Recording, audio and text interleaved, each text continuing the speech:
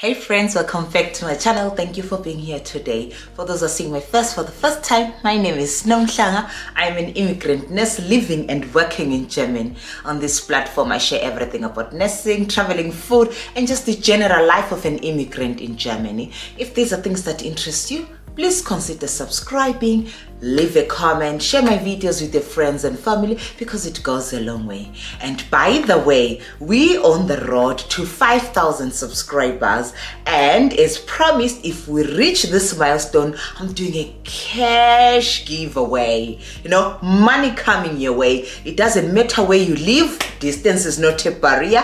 The only way to get this money is being active on the comments, on sharing the videos. I see you, and the money will be all yours. Just one lucky person. So, as you all know, I'm always here talking about, opportunities in Germany. You can move to Germany. Life in Germany is sweet.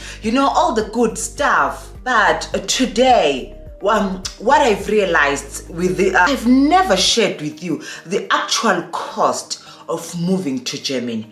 I'm not talking about the financial side. I'm talking about the emotional, the physical effects of you moving this side. Some things that you have to consider deeply. Leave money aside, leave the visa fees, just leave everything that has got a dollar sign, a euro sign, a rand sign next to it, and look at these things. So let's jump onto the video.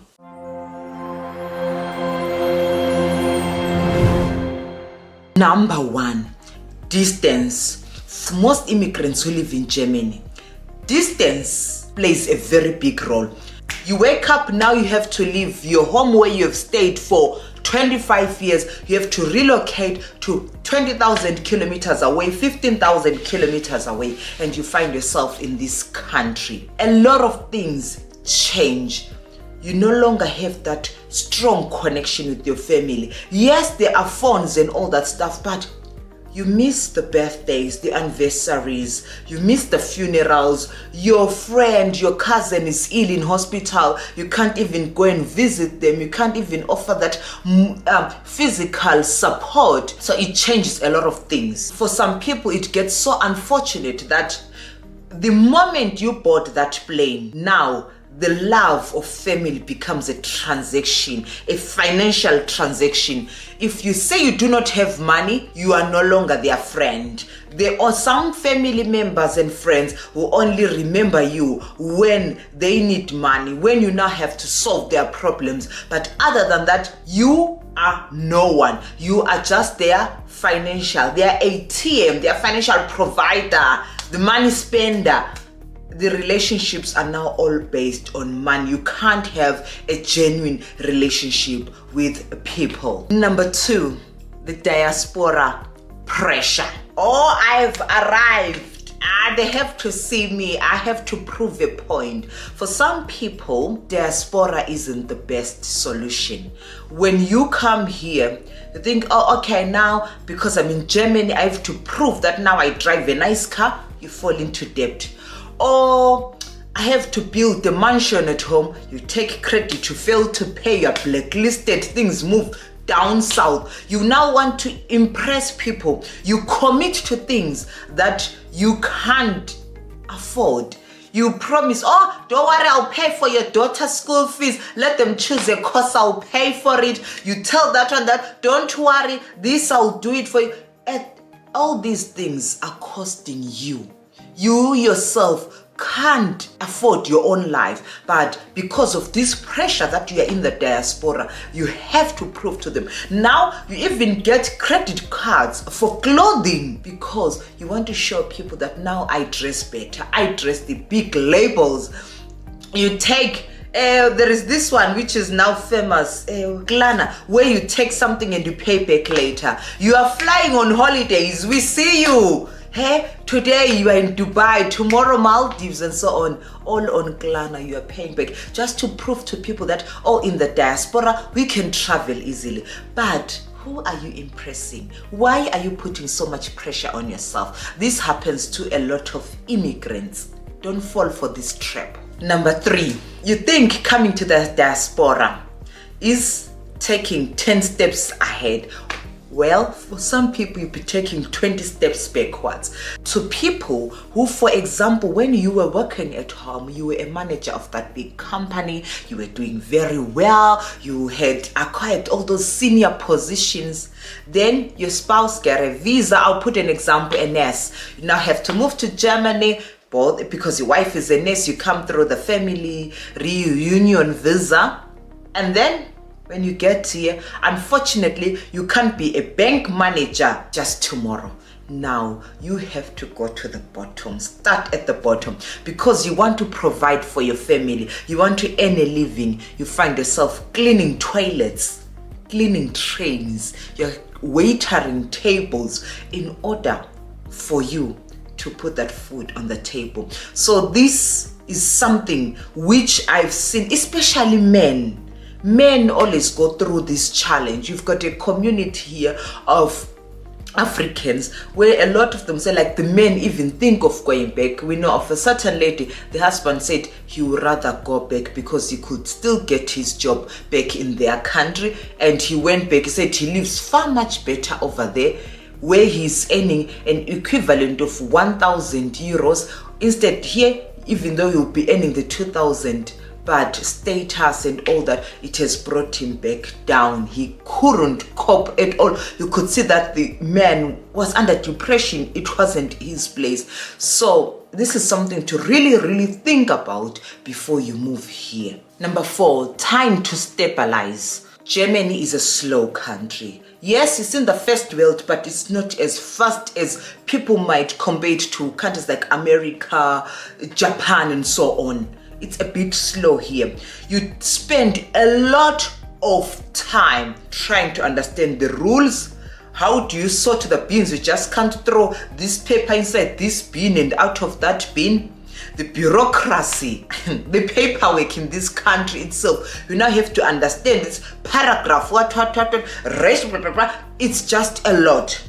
Okay, now there is the Ausländer Amt. Oh, you have to change your driver's license. You can't do this because you're driving on the right hand side. Now you have to drive on it's just a lot of things. So just to adapt to because you're not understanding this system, how everything is working. For some people, it doesn't come like automatically, or it doesn't come quickly. For some people, it takes time. I know people who have lived here for 20 plus years. They'll tell you, I still even don't understand this thing until this day. It's a lot when it comes to this. You'd spend so much time.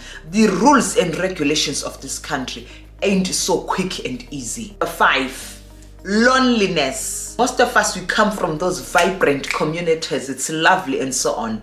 But the sad reality of moving to Deutschland is you have to create your own community from scratch. Just imagine you move to a place, the neighbor won't even greet you at all.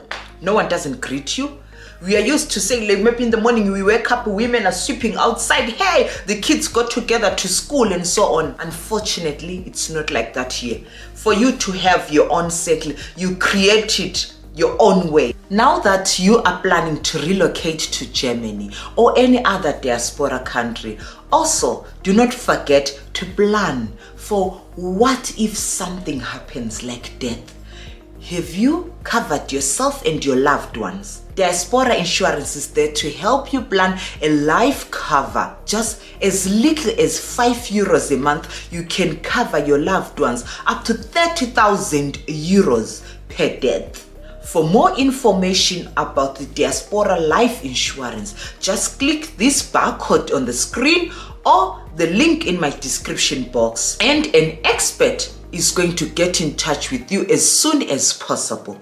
Thank you, Diaspora Insurance, for sponsoring this part of the video.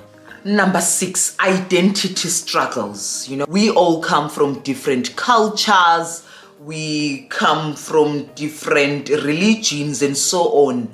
So when you move here, sometimes this becomes a struggle, a real big challenge, especially if you are parents. The way how kids are raised in most of our African community, in our African cultures, Asian, and so on. It's way different from the way kids here are raised. For example, beating a child if they make a mistake. Here they practice gently parenting. Oh, sweetheart, please do not do this. Otherwise, you're gonna hurt yourself. With us, my mother would just look at you. The second time, you'll be on the floor. I'm just saying. So it sometimes bring a lot of clashes. Like, I can't understand it. I can't put it very well how this affects kids. Well, I'm still, just 5 years into parenting.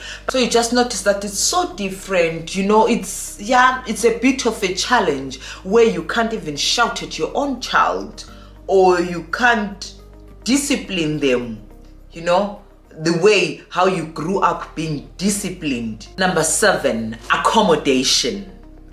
This is something which takes a toll on some people. Imagine you leave India, you come here, you're an engineer, you just moved here with your family, and then boom, you have to get accommodation. They just give you maybe temporary accommodation for a month or 2, then now you have to get your own. You get here, find an apartment, you go for viewing, the landlord will tell you, oh, I want your Schufa, which is the credit score. I would like your history in German. Oh, you're still new here.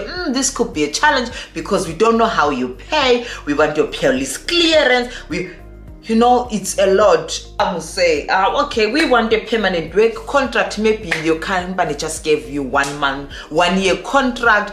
They'll want this and that. Maybe someone will say, no, I do not want people with this religion. Some I will say, no, I'll prefer a single person living here. No, I'll prefer a couple without kids. It's just a lot. And the sad part for some people who migrate into this country, you would have left your 2,000 square meter house and yard and garden and everything in your home country. You move here. Now you are getting stressed just to get a 1-bedroom apartment, yet you left your 5-bedroom house back home. So this thing really make some people struggle, like to say, oh, it looks like I'm downgrading from my lifestyle, from living in that big house where I even had maids and so on, and the gardener, coming here where I'm told we have to have a duty roster for cleaning the staircase because we live in an apartment building. Number 8, language barrier. We all know the German language is a difficult language. Even the native Germans themselves, they know this. So when you do not learn the language, you might now also feel so isolated. You do not know where to start, and yet it's something which is very important because you need the German language to navigate your daily life. How are you going to make an appointment by your doctor if you can't speak the language? How will you communicate with your child's teacher at school? How can you purchase something at a shop without speaking the language when you have to speak to the shop assistant? How can you even read a letter which is sent to you without understanding the language? So this is something which gives a lot of people stress. Some people even give up and they decide, no, German is not for me, I'm leaving. Some, like us, we soldier on, being fluent in the language makes you feel so isolated. You feel dependent on others, especially at work. That's where you feel most isolation because you'll be listening to your colleagues speaking the language, but because you can't speak the language, you just sit there and keep quiet. So these are the things that you have to think of. This is the cost of you leaving your home country to this country. We can't say all these things that are challenges or struggles and so on. There are also some very good things about this country, like the job security.